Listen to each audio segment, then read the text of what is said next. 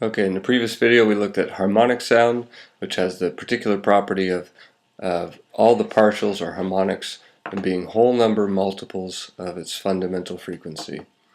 So if you take the fundamental frequency, multiply by 2, 3, 4, 5, etc., you generate the harmonic series. With the harmonic sounds, which is what we call that, there's a very specific pitch we associate with the sound, what we sing to. Now we're going to talk about inharmonic sounds, and it shouldn't be confused with another musical term called enharmonic, E-N. Inharmonic sounds or non-harmonic sounds. These sounds, we still have what are called partials, but they're not harmonically related anymore, so we won't use the word harmonics, but we'll keep the word partials. Harmonics are a specific case of partial, but here we'll use partials for these inharmonic sounds. And here the frequency spectrum is not in a simple mathematical relationship to the fundamental. With strings, voice, and tubes, air or the materials are vibrating just along one length.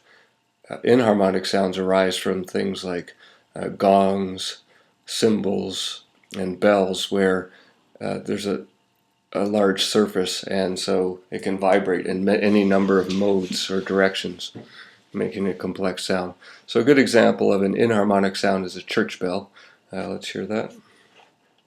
Another. There we go. And I'm going to refine this analysis here. So immediately what we don't see is that sort of octave relationship, doubling in frequency anywhere, and more sporadic distribution of the partials. But let's try and isolate some sounds. We'll crank up the Q here, crank up the volume, and we land on one right away. 500 hertz. There's a gentle one, 400 hertz. 355, 360, 310, 275, 240. Little something down there.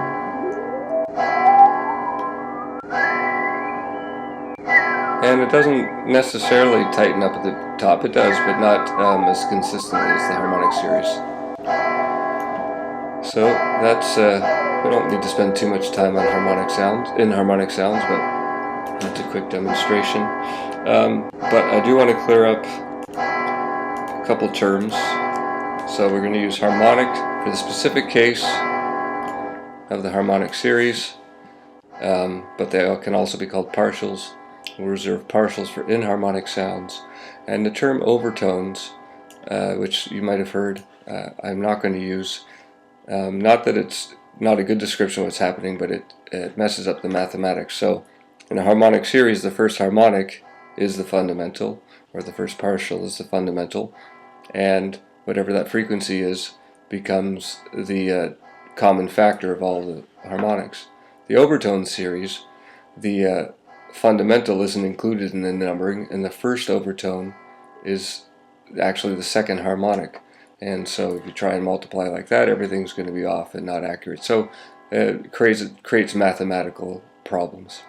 And that's the main reason I'm not using it, and it is used less and less more in the literature. Okay, I think that's it. Next, noise.